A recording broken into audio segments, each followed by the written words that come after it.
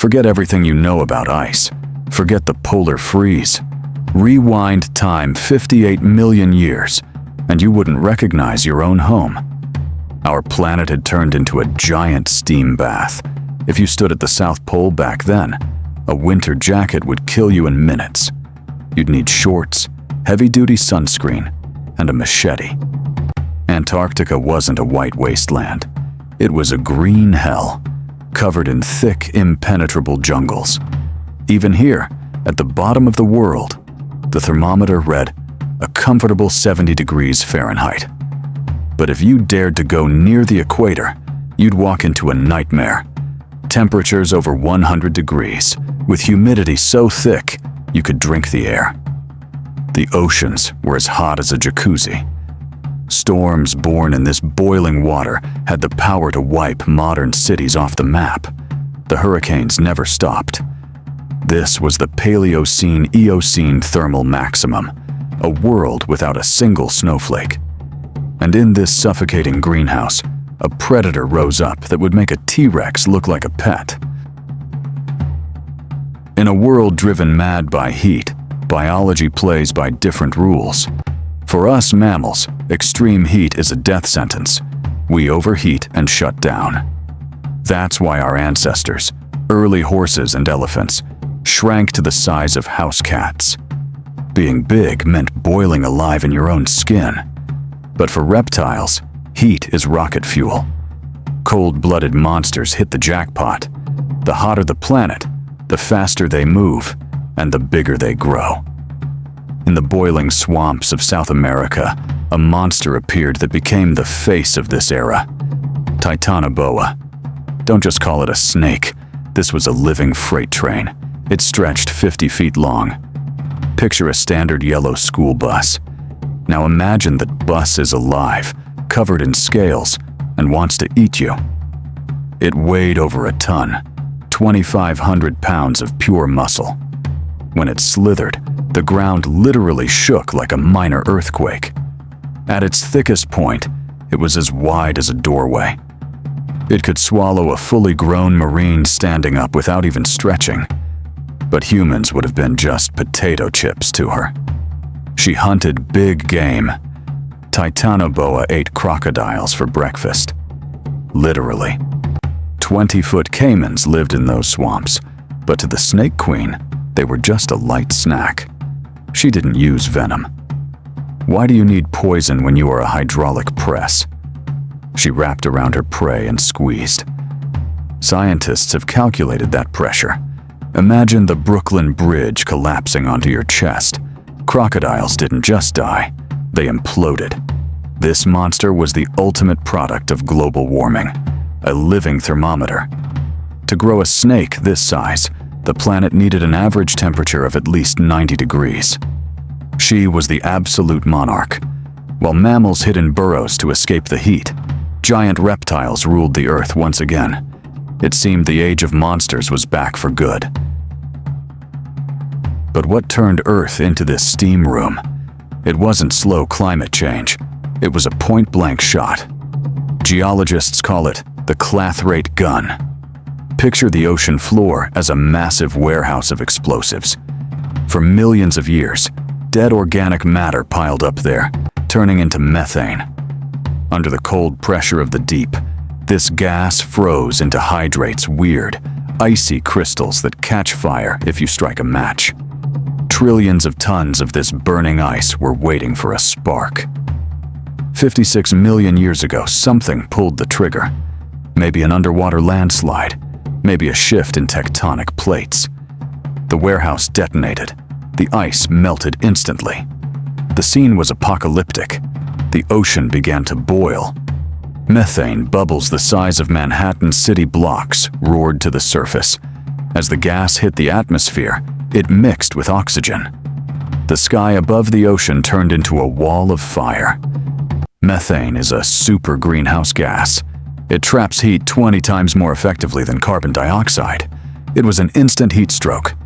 In just a few thousand years, a split second in geological time, the planet's temperature spiked by 15 degrees.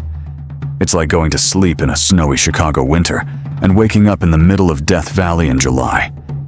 Nature couldn't hit the brakes. Ancient forests burned down, replaced by jungles. The polar ice caps melted completely. Sea levels rose by 230 feet, swallowing entire continents. Earth became a greenhouse with the windows nailed shut.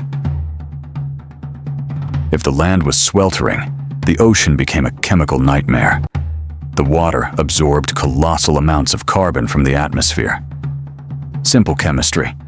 Water plus carbon dioxide equals carbonic acid. The ocean turned sour. Literally. It became acidic, like soda. For soft jellyfish, it was uncomfortable. But for any creature with a shell, it was a death sentence. Imagine you are a crab or a clam. You build your home out of calcium. But the water around you is so aggressive, it dissolves your shell faster than you can build it. Shell walls became as thin as tissue paper. Crab armor turned soft. Coral reefs, the foundation of ocean life, began to disintegrate. They simply dissolved in the hot, acidic water, turning into white sand. Scientists call this a great extinction. The base of the food chain collapsed. The water became crystal clear, a beautiful turquoise. But it was the beauty of a graveyard. The water was hot, 95 degrees acidic, and starved of oxygen. Only the simplest bacteria could survive in this toxic soup. This is what scares scientists the most today. We are doing the exact same thing to our atmosphere that the methane bomb did back then. We are turning our oceans into acid. And Titanoboa is a reminder. When the world overheats, the masters of the planet aren't smart humans. They are cold-blooded monsters. The scariest thing about global warming isn't how fast it starts. It's that you can't stop it. The planet has no undo button. This greenhouse hell lasted for 200,000 years. 200,000 years of storms, acidic oceans, and unbearable heat. To geology, that's a blink of an eye. But to life, it is an eternity. Thousands of generations were born and died in that furnace. Those who couldn't adapt vanished forever. Nature cleaned the atmosphere agonizingly slowly. Oceans and trees sucked the excess carbon back in, drop by drop, locking it away in rock and wood. It took millennia for the temperature to drop even a single degree. The jungles of Antarctica didn't give up easily. Only when carbon levels returned to normal did ice finally return to the poles. And that was the end for the giants. The snakes lost their fuel. Without extreme heat, their metabolism crashed. Titanoboa went extinct. The world became cool again. It became safe for us mammals. The story of Titanoboa isn't just a bedtime monster story. It is a precise warning written in stone. Scientists have crunched the numbers and reached a terrifying conclusion. The amount of carbon released back then is scarily similar to what we plan to burn in the next 100 years. We are rewriting the script of that disaster, but with one horrifying difference. Back then, it took volcanoes thousands of years to heat the planet.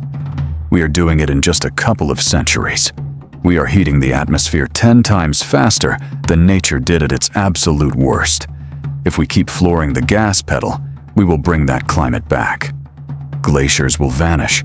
Sea levels will rise 230 feet, drowning Miami, New York, and London. Antarctica will turn green again. And in this new, stifling world, there will be no room for us humans. Our cities, our farms, our bodies, we aren't built for life in a sauna. But in the swamps, the shadows will stir again. Evolution loves to repeat a winning move. Bring back the heat, and you bring back the monsters. And maybe, in a few million years, a new Titanoboa will slither through the ruins of our skyscrapers, once again the rightful queen of a burning Earth.